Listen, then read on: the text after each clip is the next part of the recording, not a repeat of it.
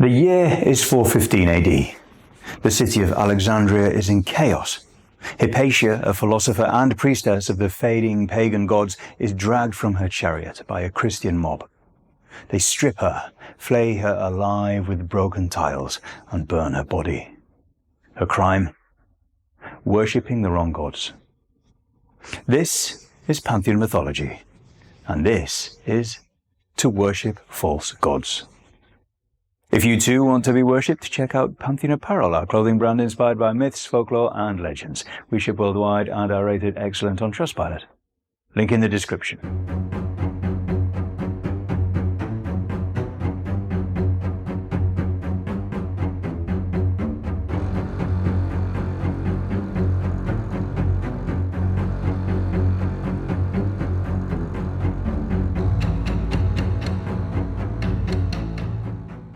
For centuries, Alexandria had been a city of knowledge, a place where scholars, priests and philosophers debated the divine. But by the 5th century, the tides had shifted. The temples of Zeus, Serapis and Isis were abandoned, their statues smashed, their names fading from public prayer. To worship them now was more than foolish. It was dangerous. Throughout history, gods have risen and fallen, but not all have fallen quietly. Some were demonized, their names twisted into curses. Others were outlawed, their worship a crime. Yet belief is not so easily erased. A god's power does not vanish simply because temples crumble. What if some gods refuse to die? Even after the world turns against them, even when their worshippers are hunted, some gods remain, in whispers, in shadows, in the hearts of those who will not let them go. Because to worship a false god is more than heresy. It is defiance. And sometimes it is survival. A false god is not necessarily one without power or significance. The term is not an objective truth, but a judgment imposed by those who seek to control religious belief. Throughout history, gods have been declared as false not because they ceased to be worshipped, but because a dominant faith needed them to disappear. When new religions rise, they rarely coexist with their predecessors. The old gods must be removed to establish a new order. This process is often enforced through law, war, and cultural suppression. Temples are closed or rededicated to the new faith. Idols are destroyed or condemned as symbols of corruption. Priests lose their status, and rituals once considered sacred are now viewed as blasphemous. Religious transformation often follows political change. In the Roman Empire, the legalization of Christianity under Constantine led to gradual suppression of the traditional Greco-Roman worship. Pagan practices were outlawed, and by the time of Theodosius I, the old gods had been officially condemned. In medieval Europe, Christian expansion saw the forced conversion of polytheistic societies, with Norse, Slavic, and Celtic deities labeled as remnants of an unenlightened past. Similar patterns occurred in the Islamic conquests, where pre-Islamic Arabian gods were dismissed as false idols. Declaring a god is an act of erasure. It is a way to consolidate religious authority, to delegitimize competing beliefs, and to unify societies under a single doctrine. A god does not become false because it lacks followers, but because those in power decree it so. Some gods do not fade, they return as something else. The names that once brought blessings now bring curses. Their idols are shattered, their voices silenced, but their whispers remain. Religious transformation is rarely absolute. The gods of previous eras are not always erased, some are reshaped into something sinister. When a new faith seeks to establish dominance, former deities are sometimes recast as threats, their names invoked not in worship, but in warning. This process was not always the result of deliberate malice, often it was an unintended consequence of religious and cultural shifts. But whether by design or accident, the outcome was the same. The gods of the past became symbols of deception, darkness, and corruption. In the ancient Near East, Baal was a revered storm god, associated with fertility and the life-giving power of rain.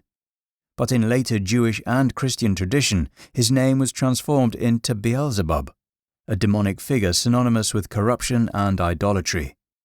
The transition was not immediate. Early Hebrew texts condemned Baal worship as a rival to Yahweh, rather than portraying him as an outright demon. However, by the medieval period, Christian demonology had fully incorporated Beelzebub into its hierarchy of hell, stripping away any trace of his former status as a god. The same fate befell many other deities. Astarte, the Phoenician goddess of love and war, was reinterpreted in some Christian writings as a demonic figure. Lilith, originally a night spirit in Mesopotamian folklore, was later woven into Jewish and Christian mythology as a seductress and child killer, a warning against disobedient women. Melek Taus, a central figure of Yazidi faith, was mischaracterized by outsiders as a devil due to superficial similarities with the Islamic concept of Ilbis. Demonization was not just a tool of suppression, but a way to maintain control over lingering traditions. In many societies, people still feared the gods they had been told to abandon. This fear was reinforced by religious authorities who warned that these figures were not just false gods, but active deceivers who could corrupt the soul. This belief system became particularly prominent in medieval Europe, where the Christian Church linked pre-Christian deities to witchcraft and heresy. The Norse god Odin, once a figure of wisdom and war, was sometimes associated with a demonic wild hunt, a spectral procession of cursed spirits that haunted the night sky. In the Slavic lands, figures like Veles, once a god of cattle, commerce, and the underworld, were reinterpreted as devil-like beings, blamed for misfortune and disease. Even in regions where conversion was gradual, gods often lingered in altered forms, becoming cautionary tales rather than objects of worship. Yet not all gods followed this path. Some remained in folklore, losing their divine status but not entirely vanishing. The Celtic and Slavic gods, for instance, were often reimagined as spirits, fae, or supernatural beings of ambiguous morality rather than outright enemies of the new religious order. In other cases, elements of old gods were syncretized into saints or local legends, their influence reshaped but not entirely destroyed. The legacy of demonization still lingers. The names of these gods are still spoken, but in a different way. Some still fear them, some still curse them, and some still remember. Once our prayers were worshipped in their name. Now the same prayers are uttered in fear, begging for protection against what they have become. Religious suppression did not always result in the extinction of belief. In many cases, it simply forced worshippers into secrecy. When public temples were destroyed, rituals continued in hidden spaces. When prayers were outlawed, they were whispered behind closed doors. Across cultures and time periods, underground cults ensured that gods deemed false and dangerous would never fully disappear. In the Roman Empire, the rise of Christianity led to the suppression of many traditional deities, but some sects resisted. The cult of Mithras, a mystery religion popular among soldiers, continued its rites in underground temples far from prying eyes. The Bacchic mysteries, devoted to the god of wine and ecstasy, were condemned by Roman authorities for their secretive and subversive gatherings, yet persisted in hidden enclaves. Even as Christianity became the dominant faith, old gods still had their followers. In medieval Europe, remnants of pagan traditions lingered despite centuries of Christianization. In Scandinavia, some Norse worshippers continued to honor Thor and Odin long after temples were torn down, performing sacrifices in the wilderness away from church scrutiny. In Slavic lands, reverence for Veles and Perun persisted through coded rituals, often disguised as folk traditions to avoid persecution. Even outside of Europe, gods deemed heretical survived in secrecy. In Mesoamerica, after the Spanish conquest, elements of Quetzalcoatl and Tlaloc were preserved in clandestine rituals, often blended with Catholicism to escape the wrath of Inquisition. In West Africa and the Caribbean, Yoruba deities such as Shango and Ogun, were kept alive through syncretism, hidden beneath the names of Christian saints in religions like Santeria and Vodou. The decision to continue worshipping forbidden gods was not made lightly. To believe was to risk exile, torture, or death. Many of these secretive traditions operated under constant fear of exposure. The medieval Inquisition sought out heretics and alleged witches, often accusing them of consorting with old pagan spirits. In the Soviet Union, where religious practice was heavily restricted, underground Orthodox and indigenous shamanic traditions persisted despite state persecution. For these worshippers, faith was no longer just a spiritual act, it was rebellion. To keep a god alive in secret was to defy those who had declared its worship obsolete. It was an act of defiance against history itself. To worship a god in secret is to risk everything, but for some, that risk was worth it. Some gods were not cast down by conquerors or rival faiths. Their own worshippers turned away from them, not out of disbelief, but out of terror. These were gods whose favor came at a terrible cost. To honor them was to offer pain, suffering, and sometimes blood. In Mesoamerica, the great city of Tenochtitlan was built for the gods who thrived on sacrifice. Huitzilopochtli, the Aztec god of war and sun, required a steady flow of blood to sustain the cosmos. His priests believed that without human hearts offered to him, the sun would cease to rise, plunging the world into eternal darkness. The sheer scale of sacrifice dedicated to him, tens of thousands of captives slain on temple steps, made his worship both an honor and a horror. Further south, the Maya worshipped Kukulkan, a feathered serpent deity closely linked to death and rebirth. While his legacy survives in modern adaptations, some of his bloodier rites have long since faded into legend. Ritualized self-mutilation and sacrificial offerings were believed to secure divine favor, ensuring the continuation of cosmic order. Among the Carthaginians, devotion to Tanit and Baal Hamon was said to involve child sacrifice, a claim that has been debated for centuries. Some Greco-Roman sources accused the Carthaginians of burning infants alive to appease these deities, though modern archaeology suggests a more complex picture. Whether exaggerated or not, the fear surrounding these gods was real enough that their worship was later demonized, their rites condemned as barbaric. The idea of gods demanding suffering was not confined to polytheistic traditions. In early Christian sects, extreme ascetics sought to bring themselves closer to the divine through acts of self-inflicted pain. Flagellation, prolonged fasting, and exposure to the elements were seen as ways to share in divine suffering. Though this was not directed towards a bloodthirsty deity, the underlying belief remained the same. True devotion required suffering.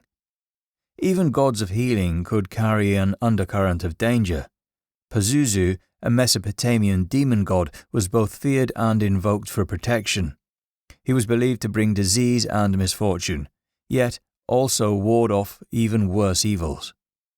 To call upon Pazuzu was to acknowledge his power over sickness and suffering, a necessary bargain with forces beyond human control. Faith in these gods was not comforting. It was terrifying. To worship them was to know the price of devotion could be one's own life. Some gods do not bless. They take. Not all gods are ancient. Some were never divine to begin with.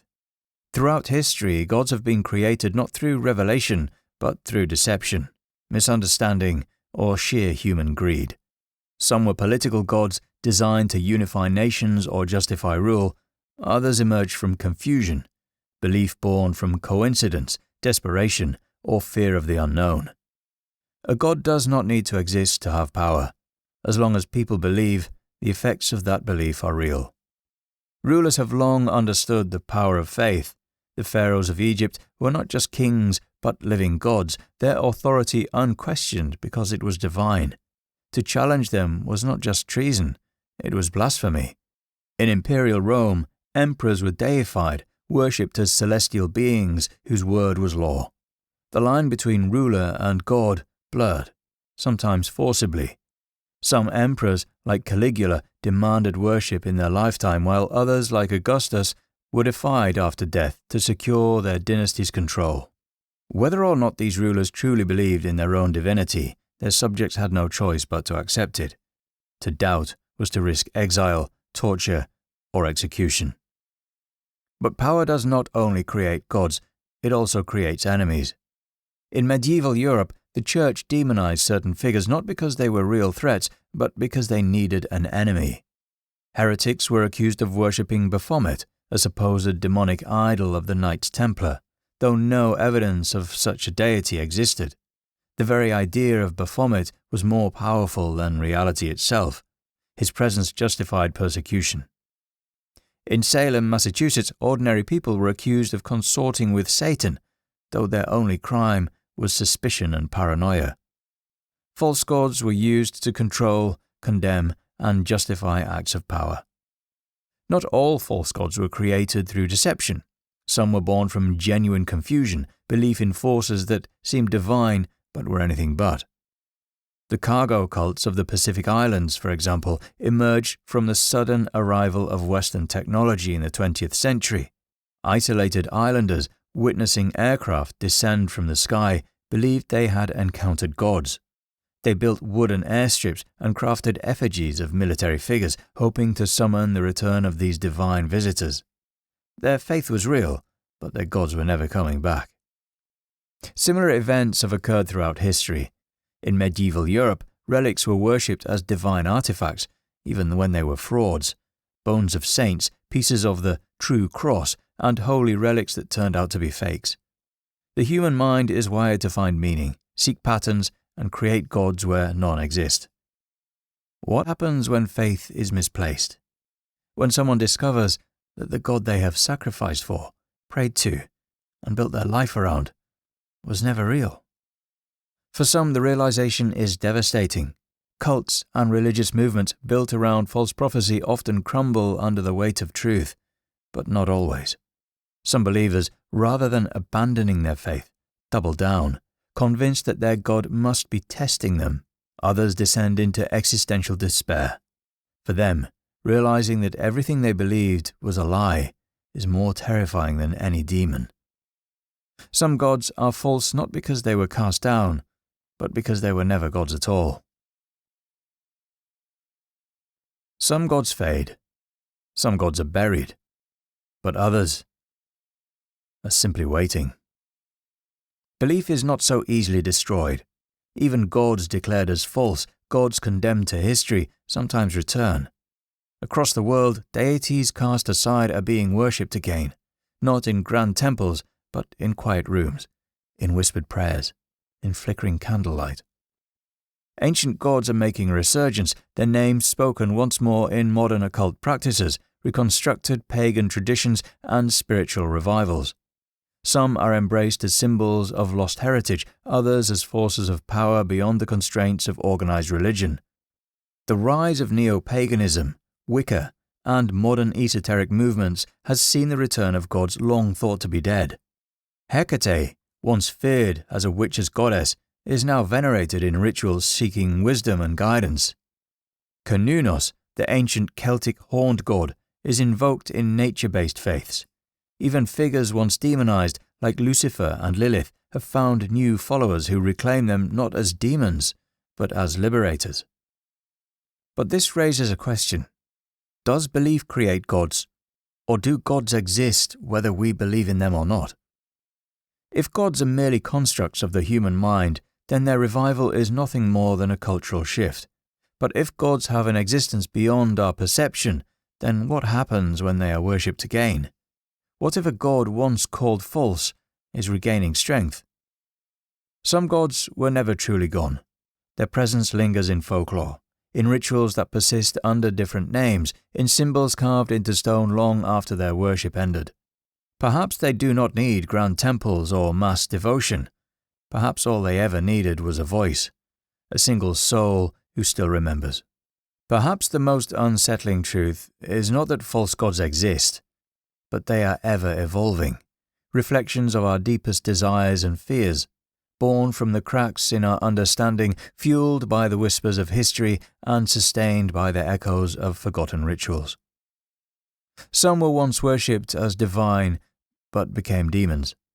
Some were manufactured to control, never gods at all. Others emerged from misinterpretation, taking on lives of their own. But all remind us that the line between faith and fabrication, between the sacred and the false, is often blurred. And now, as ancient names are spoken again and old symbols are reclaimed, one question remains. Are we resurrecting gods, or merely the ghosts of our own forgotten selves?